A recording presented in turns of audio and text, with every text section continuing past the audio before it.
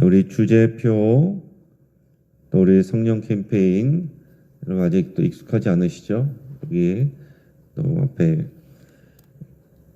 현수막도 있고 또 주보도 보시면서 우리 주제표와 또 성령 캠페인 같이 하도록 하겠습니다. 성령의 능력으로 부흥하는 교회, 성령과 진리로 예배하겠습니다. 성령의 열매로 사랑하고 섬기겠습니다. 성령의 능력으로 복음을 전하겠습니다. 아멘. 이번 주 묵상 말씀 누가복음 4장 18절 19절, 누가복음 4장 18절 19절 묵상 말씀입니다. 우리 세 번 같이 하겠습니다.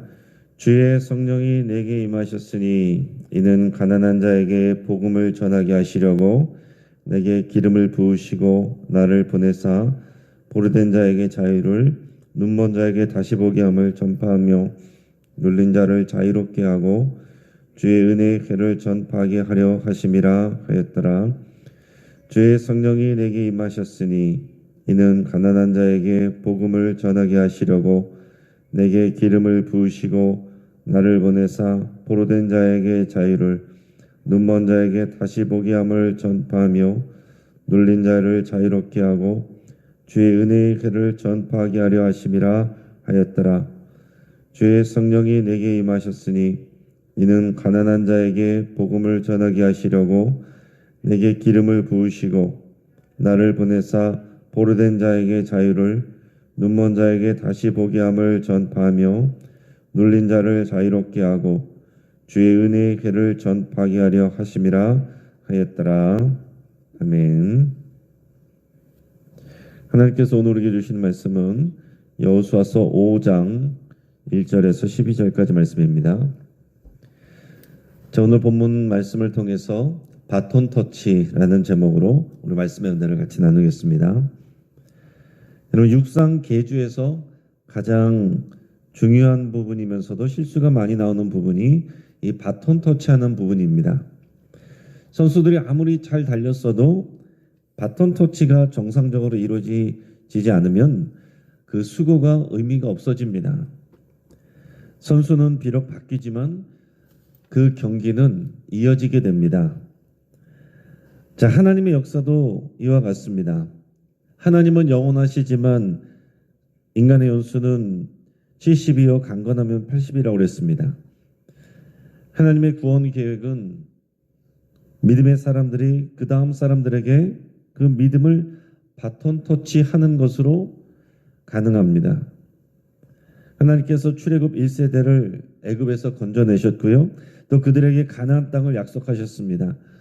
하지만 그들의 불순종으로 인해서 그들은 약속의 땅으로 들어가지 못하고 광야에서 머물다가 죽었습니다. 하지만 하나님의 언약의 신실성은 달라지지 않았습니다.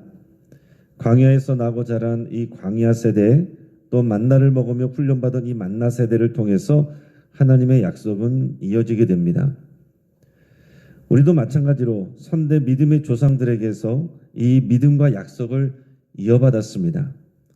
그리고 우리는 또한 다음 사람들과 다음 세대에게 우리 신앙을 바톤 터치해야 될 사명이 있습니다. 우리 1절 말씀을 먼저 같이 읽겠습니다. 요단 서쪽의 아모리 사람의 모든 왕들과 해변의 가나안 사람의 모든 왕들이 여호와께서 요단물을 이스라엘 자손들 앞에서 말리시고 우리를 건너게 하셨음을 듣고 마음이 녹았고 이스라엘 자손들 때문에 정신을 잃었더라. 아멘. 자, 이스라엘 백성은 이제 드디어 요단강을 건넜습니다. 이 요단 동편 모압 평야에 있다가 요단강을 건너가서 가나안 땅으로 들어왔습니다. 자, 그렇게 건널 때 요단강이 그들의 길을 가로막고 있었지만은 하나님의 명령대로 또 제사장들이 법궤를 어깨에 메고서 요단강에 발을 내밀자 강물의 흐름이 위에서 멈췄고 또 길이 생겼습니다. 그래서 이스라엘 백성은 요단강에 난 길을 따라서 가나안 땅에 들어오게 됐습니다. 자, 이것은 제2의 홍해 사건입니다. 사람이 할 수 없는 일들은 하나님이 하십니다. 사람은 하나님을 신뢰하고 그 약속을 따라서 순종하면 됩니다. 죄송합니다.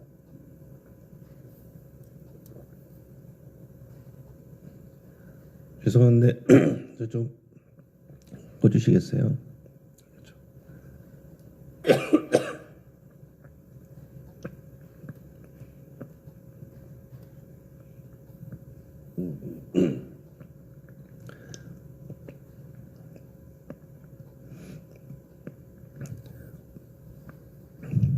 네, 죄송합니다. 이 뜨거운 바람이 나오면은 목이 좀 말라서. 자, 사람이 할 수 없는 일들을 우리 하나님께서는 행하시는데, 사람은 우리가 할 수 없는 것을 하나님을 신뢰하고 그 약속을 따라서 순종하면 됩니다. 자, 이스라엘의 요단강 이 도하 소식을 들은 이 요단 서쪽의 아모리 사람들, 아모리 사람의 모든 왕들과 그 해변의 가나안 사람의 모든 왕들이 그 마음이 다 녹았고 또 두려움 때문에 정신을 잃을 정도가 되었다라고 그랬습니다. 자, 그 당시에는요, 나라가 하나가 아니고 성읍별로 왕이 있는 이 도시국가 형태였습니다. 가나안 땅에는 총 7개 족속이 있었고 물론 성읍은 훨씬 더 많았습니다. 그렇게 모여서 살고 있는데 오늘 성경에 보면 이 아모리와 가나안의 모든 왕들이라는 표현이 되어 있습니다. 이것은 그 가나안 땅에 살고 있는 모든 이방 족속들을 다 아울러서 다 표현하고 있습니다. 자, 40년 전에는 이 가데스에서 믿음이 없는 이 정탐꾼들의 보고 때문에 이 이스라엘 백성의 마음이 녹고 또 두려움으로 정신을 잃을 정도였습니다. 그런데 지금은 반대로 난공불락처럼 보였던 이 가나안 주민들이 오히려 두려움과 공포에 빠지게 되어 있습니다. 이 상황과 환경과 또 주변의 사람들을 탓하면 거기에 머물러 있게 됩니다. 그러나 하나님의 약속을 신뢰하면 그 모든 것들은 장애가 되지 않습니다. 우리 입에서 무엇 때문에 할 수 없다, 누구 때문에 할 수 없다, 이런 말들을 지우시기를 또 주의 이름으로 축복합니다. 이제 이스라엘이 길갈에서 할례의식을 치르게 됩니다. 자, 요단강을 건넌 이스라엘 민족이 이제 여리고성을 앞두고 있는데요. 약 3km 정도 떨어진 곳입니다. 이제 전쟁이 곧 시작될 것입니다. 자, 그러면 전쟁 준비를 더 단단히 해야 될 이런 상황인 것 같은데 하나님께서 생각지 않은 명령을 내리십니다. 우리 2절 3절 말씀을 우리 같이 읽겠습니다. 그때 여호와께서 여호수아에게 이르시되 너는 부싯돌로 칼을 만들어 이스라엘 자손들에게 다시 할례를 행하라 하시매 여호수아가 부싯돌로 칼을 만들어 할례산에서 이스라엘 자손들에게 할례를 행하니라. 아멘. 자, 하나님께서 여호수아에게 뭐라고 말씀하셨냐면 너는 부싯돌로 칼을 만들어서 이스라엘 자손들에게 다시 할례를 행하라 이렇게 말씀하십니다. 자, 그러자 여호수아는 지체하지 않고 이스라엘 자손에게 즉시 할례를 행했습니다. 여러분, 이것은 믿음의 순종이에요. 지금 당장 전쟁을 치러야 되는 상황이고 지금 할례를 받으면 최소한 며칠 동안은 꼼짝 못하고 누워 있어야 됩니다. 그야말로 전쟁 불능 상태가 되는 겁니다. 게다가 요단강 동편에 있을 때 하는 게 아니라 지금 가나안 땅에 들어와 있습니다. 여리고하고는 지금 3km 정도밖에 떨어져 있지 않습니다. 자, 지금 다 누워 있는 상황에서 만약에 이 여리고성에 있는 백성들이 와서 쳐들어온다면은 꼼짝없이 당할 수밖에 없는 그런 상황이에요. 자, 이스라엘 백성이 할례를 행하고 누워 있는데 그렇게 된다면 이걸 누가 책임지겠습니까? 그런데 누구 한 사람이라도 이런 생각을 하고 따져 물었을 것 같은데 오늘 성경에 보면 그런 일이 없습니다. 이것이 어떻게 가능했겠는가? 지금까지 여러분 이 광야에서 얼마나 수많은 일들 상황 속에서 이 백성들이 불평하고 또 원망하고 또 불평하고 그러지 않았습니까? 근데 그게 출애굽 1세대였어요. 출애굽 1세대는 그랬습니다. 상황을 탓하고 수도 없이 또 리더를 불평하고 원망했습니다. 근데 지금 할례를 받은 사람들은요, 그 자녀들인 출애굽 2세대들입니다. 또 이 젊은이들은 광야에서 나서 만나를 먹으면서 자랐어요. 그래서 그들을 광야 세대라고도 말할 수 있고 만나 세대라고도 말할 수 있습니다. 자, 이들은 하나님이 공급하시는 양식을 먹으면 하나님의 말씀인 율법을 따라서 훈련을 받았습니다. 하나님이 공급하시는 이 만나가 내려오는 것을 매일 보면서 그 율법을 매일 또 가르침을 받고 말씀으로 훈련을 받았다는 거예요. 여러분, 신앙의 조기 교육이 이렇게 중요한 것입니다. 어릴 때부터 머리에 각인된 이 하나님의 말씀이 어렵지 않게 그들의 삶에서 순종과 실천으로 이어지고 있는 것입니다. 여러분, 부모 세대는 다 할례를 받았지만 이 자녀 세대는 광야에서 할례를 받지 못했습니다. 자, 이것은 자녀들의 문제가 아니라 그 부모 세대의 불신앙과 불순종의 문제였습니다. 부모 세대는 또 자신들의 불신앙과 불순종으로 인해서 하나님께 약속을 받았지만 그 약속의 열매를 받지 못했습니다. 약속의 땅에 들어오지 못했습니다. 그렇다고 해서 하나님께서 신실하지 않습니까? 하나님의 약속이 사라졌습니까? 그렇지 않아요. 하나님은 하나님의 언약대로 행하십니다. 하나님은 신실하시고 하나님의 약속은 변하지 않습니다. 단지 그 언약의 대상이 바뀌는 거예요. 부모 세대에서 자녀 세대로 바톤 터치가 된 것입니다. 자, 이어서 8절 9절 같이 읽겠습니다. 또 그 모든 백성에게 할례 행하기를 마침에 백성이 진중 각 처소에 머물며 낫기를 기다릴 때에 여호와께서 여호수아에게 이르시되 내가 오늘 애굽의 수치를 너희에게서 떠나가게 하였다 하셨으므로 그곳 이름을 오늘까지 길갈이라 하느니라. 아멘. 자, 하나님께서 이 절대 순종하는 이 광야 세대, 이 만나 세대를 보시면서 뭐라고 말씀하셨냐면은 내가 애굽의 수치를 너희에게서 떠나가게 하였다. 이렇게 말씀하셨습니다. 그래서 그곳 이름을 굴러간다라는 의미의 길갈이라고 이름을 부르게 됩니다. 자, 이렇게 하나님의 놀라운 역사는 믿음으로 하나님의 약속을 신뢰하며 순종하는 사람들에게 이루어지게 됩니다. 자, 이스라엘 백성이 급히 할례를 받아야 할 이유가 여기 있습니다. 자, 요단강을 건넌 후에 곧 유월절이 되기 때문이. 자, 하나님께서 왜 이렇게 급하게 할례를 받게 하셨느냐? 곧 유월절이 되는데 유월절은 할례 받은 사람만 참여할 수가 있기 때문에 그런 거였습니다. 자, 요단강을 건넌 것이 유대력으로 그 정월 10일인데요. 유월절이 정월 14일입니다. 그러니까 요단강을 건너가서 며칠 있으면 유월절이 되기 때문에 유월절에 참여하기 위해서 할례를 하도록 하나님께서 말씀하셨다 하는 거죠. 그래서 우리 생각 같았으면 요단강 동편에 있을 때 그때 좀 하지 이런 생각을 할 수가 있겠으나 또 이것도 하나님이 계획하시는 일이고 또 이 믿음을 요구하시는 일입니다. 자, 유월절은 하나님이 이스라엘 백성을 구원하신 구원의 날이죠. 이후로 하나님은 이스라엘 백성에게 구원의 하나님으로 나타나십니다.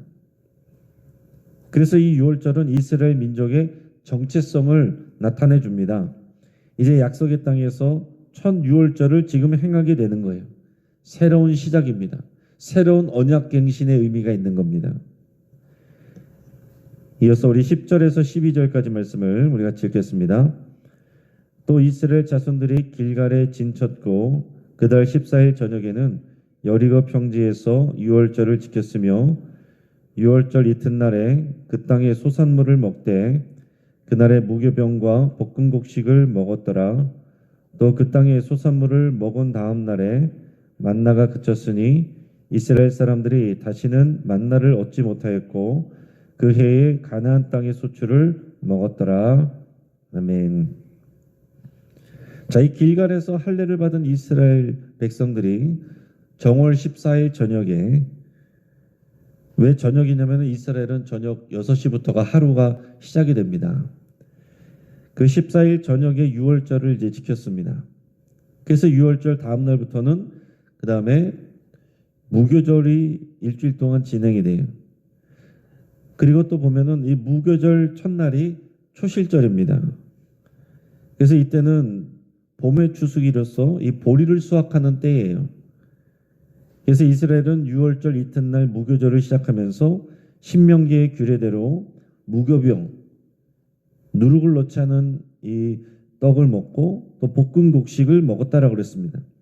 이 볶은 곡식은 그러니까 그 추수 때에 맞춰서 보리를 먹은 거죠. 보리를 볶아서 이렇게 먹게 된 겁니다. 자, 이 유월절이 가나안 땅에서 들어와서 행하는 첫 번째 유월절이었고, 이때에 가나안 땅의 소산물을 먹은 겁니다. 가나안 땅의 보리를 먹고 그 땅의 것으로 빵을 만들어서 먹은 거예요. 그리고 그 다음날 지난 40년 동안 하루도 빠짐없이 하늘에서 내리던 만나가 그쳤습니다. 그리고 더 이상은 만나가 내리지 않습니다. 그리고 그 해에 이스라엘 민족은 가나안 땅의 소출을 먹게 됩니다. 자, 하나님의 돌봄이 끝난 게 아니에요. 하나님의 돌봄은 계속됩니다. 단지 방식이 바뀔 뿐입니다. 자, 광야에서는 계속 이동해야 되기 때문에 농사를 짓지 않습니다. 그래서 하나님이 만나를 내려주셨어요. 그러나 이제 가나안 땅에서는 정착해서 농사를 지어서 먹고 살게 됩니다. 농사를 지을 때도 하늘의 만나를 기다리던 믿음으로 하나님의 공급하심을 신뢰해야 합니다. 가나안 땅의 우상들이 아니라 하나님이 진정한 공급자이심을 믿고서 또 하나님을 신뢰해야 돼요. 지금 우리도 마찬가지입니다. 우리는 농사를 짓지 않아요. 그러나 마찬가지로 우리를 공급하시고 우리를 채우신다는 것은 하나님이 하신다는 것을 우리가 믿음으로 고백하고 신뢰해야 됩니다. 여러분, 이제 말씀을 정리합니다.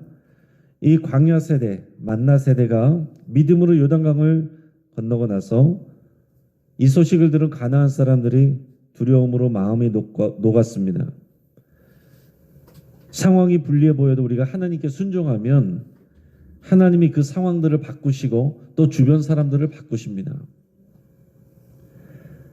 하나님은 가나안 땅에서 할례를 명하셨고 여호수아와 백성들은 순종했습니다.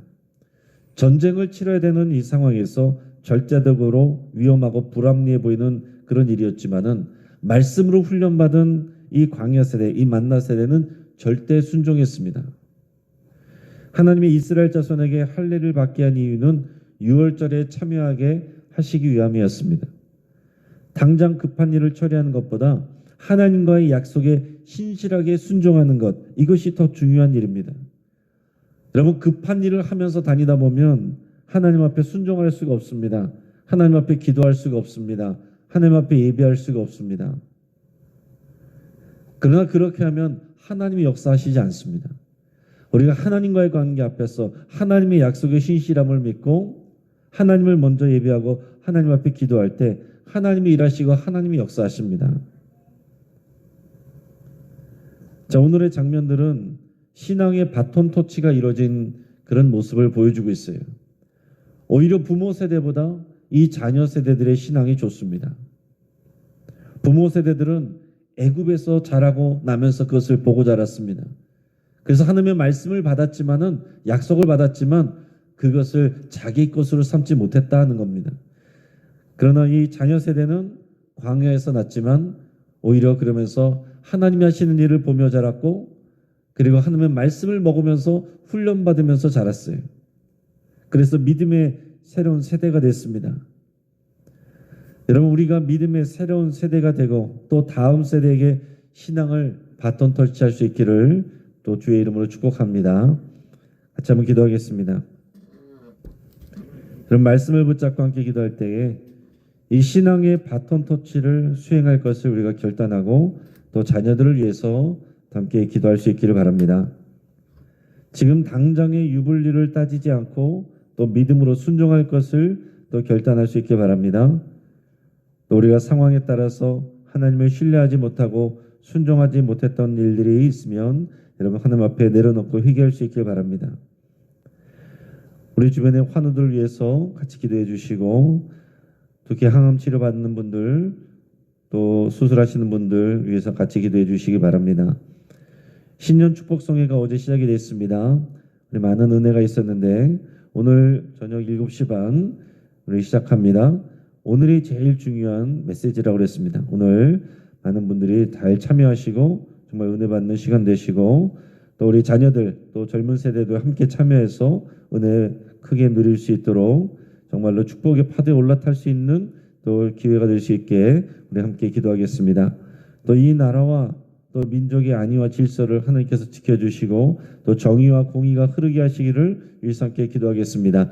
주여 한번 부르짖고 합심해서 함께 기도하겠습니다. 주여